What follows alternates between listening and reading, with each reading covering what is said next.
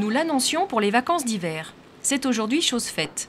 Les chaussées sud des places d'Orient et Hôtel de Ville ont été recouvertes de béton désactivé au niveau de la rue Camille Collard et entre les rues de la République et Michel Rondet. L'éclairage public sur la place de l'Hôtel de Ville, le long du tramway, est également posé. Ce travail effectué, l'heure est aux plantations. De nombreuses variétés de plantes ont été choisies par les concepteurs pour donner vie à ces deux places. Explication.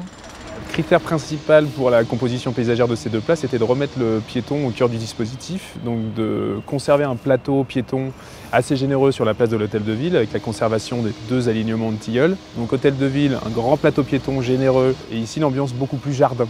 C'est qu'ici c'est plus l'endroit où on vient discuter, se pose sur un banc. C'est plus un espace pour se retrouver qu'un espace de manifestation ou de parcours. C'est plus un lieu qui va être traversé, c'est pas le même type d'usage. Deux usages différents, mais une continuité paysagère a été voulue pour ces deux places. L'idée du principe général, c'était de souligner la présence du furan qui passe juste sous la place, et après de révéler un peu toute la végétation indigène qu'on retrouve à l'extérieur de la ville, dans les campagnes, dans les sous-bois. Donc on a une palette végétale très variée, très diversifiée.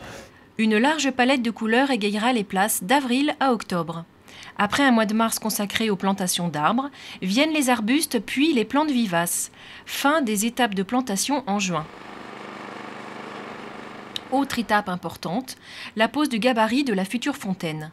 Le 18 mars dernier, cette structure métallique est venue se poser sur le socle de la future fontaine. But de l'opération, positionner ses pieds de scellement en prévision de la mise en place de l'élément définitif. Un travail effectué au millimètre près sous le contrôle d'un géomètre. Dans notre prochaine édition, la fontaine installée en mai et la pose des premiers mâts de lumière.